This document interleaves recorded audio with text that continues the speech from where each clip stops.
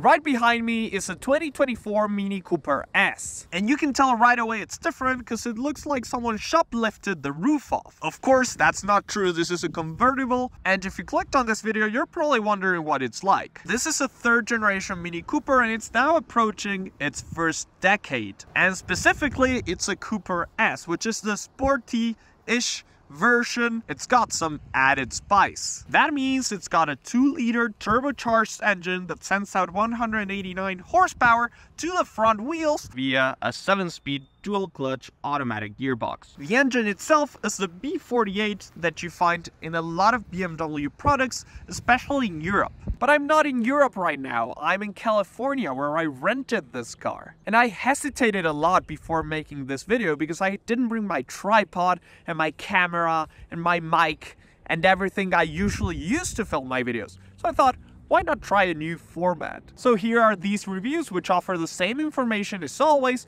but with a more laid back, chill, and dynamic format. So let me know in the comments what you think, and if you like them, well, you're gonna subscribe, I guess. Because there are probably a few more of these coming. First, let's talk about what makes this car so great. And I think the greatest feature in this car, you'll see it right there. You see that? That's space for your legs. You know, you don't have to be a double amputee to actually sit in the back of this car.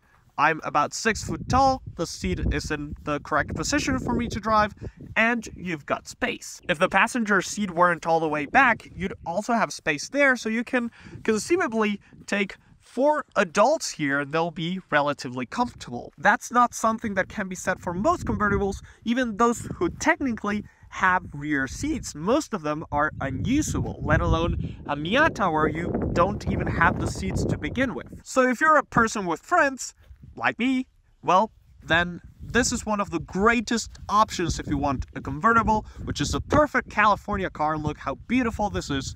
But you also need to take your friends. If you don't need or you don't want to take your friends, then forget about this car and go get a Miata. As I was saying, this is a 2-liter turbocharged B48, and let me tell you about how great these engines are. The B48 is part of BMW's newish family of engines that all have modular architecture. So you've got the B48 2-liter 4-cylinder, you've got the B58, which is a 3-liter 6-cylinder that you can find in cars like the BMW M240i, for example. And the thing about these engines is that they are incredibly reliable. It's been, as I said, nearly 10 years that these engines have existed, and they don't have any major issues. Even when you tune them, you can get a bit more power out of them and they won't fail. So while early Minis, especially the first and the second generation, were notoriously unreliable, these are fairly bulletproof and they haven't had any major issues, especially when it comes to the powertrain. So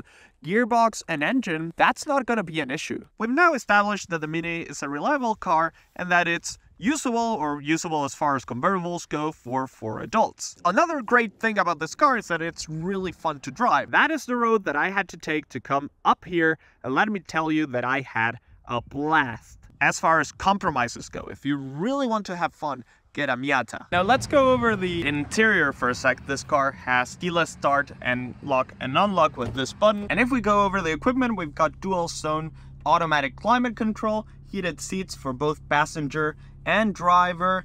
We've got, of course, when it comes to safety equipment, traction control, and that usual assortment of things. We've got sport mode over here. We've got power folding mirrors, power windows, of course. But one thing of interest is this button, which allows you in just one single button to put down all windows of the car. So I press it, and every single window goes down at once. The roof has 2 positions. You open it with that button over there. You can open it as a sunroof like that, or you can open it fully like that.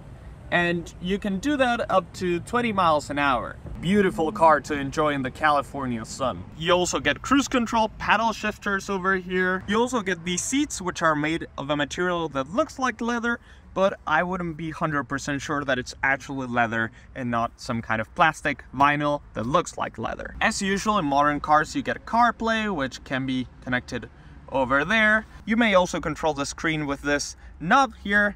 The gear shifter is very BMW with reverse over there, drive over there, toss it over for sport, bring it over, press that button for park, And an interesting thing is this halo over here, because this halo does lots of things. Now here it's indicating my rear parking sensors. But if, say, I turn up and down the volume, you can see it just like that. If I turn on the heating power, you can also see it change. If I change the temperature in one of the settings, you can also see it change. It does lots of things that it indicates. And it's a throwback to when the Minis had a speedometer there. The suspension is pretty harsh. I know that's also something that's very commonly known about Minis, but I should also point out, it's a harsh ride. You hit a pothole, you're really gonna feel it, even though these tires are for modern standards not that big, they're 17-inch, but still, you're gonna feel every single bump. Though, of course, that's one of the things that makes it so fun to drive.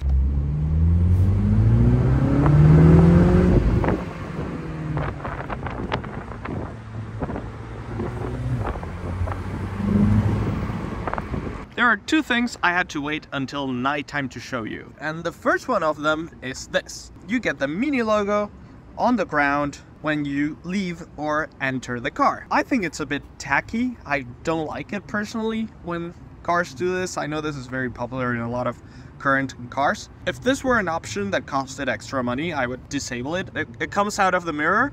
So there you can see I've got the Mini logo in my hand. The second thing I had to wait until nighttime to show you is this. So there's a red light that pulses right next to the start switch. And there's something interesting. When you press the brake pedal when the car is off, so imagine you were about to start it, the red light flashes brighter. So there's my foot. Look at the red light over there. It flashes brightly. I let go of the brake pedal, it stops. Press again, flashes brightly. Let go, it stops. Press again, flashes brightly. Well, you get the point. When it comes to equipment, you get dual zone climate control and rear but not front parking sensors. A design detail that I've always liked in Minis is this kind of like fighter jet buttons that they have here.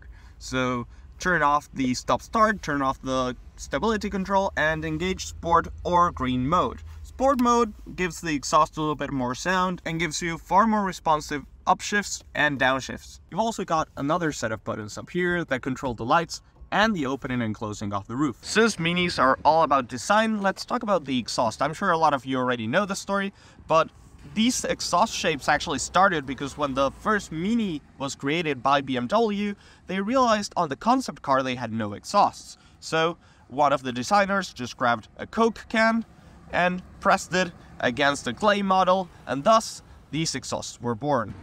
One interesting design feature that I'm sure a lot of you already know is that when you pop the hood, the headlights remain there. But of course, the hood is a much bigger piece, so you get this hole that you can stick your hand through, or your head, or whatever you actually want, with the shape of the Mini headlights. Let's bring the roof back up. I'm very annoyed by the steering wheel adjustment on these new 2024 Minis that have the screen over here.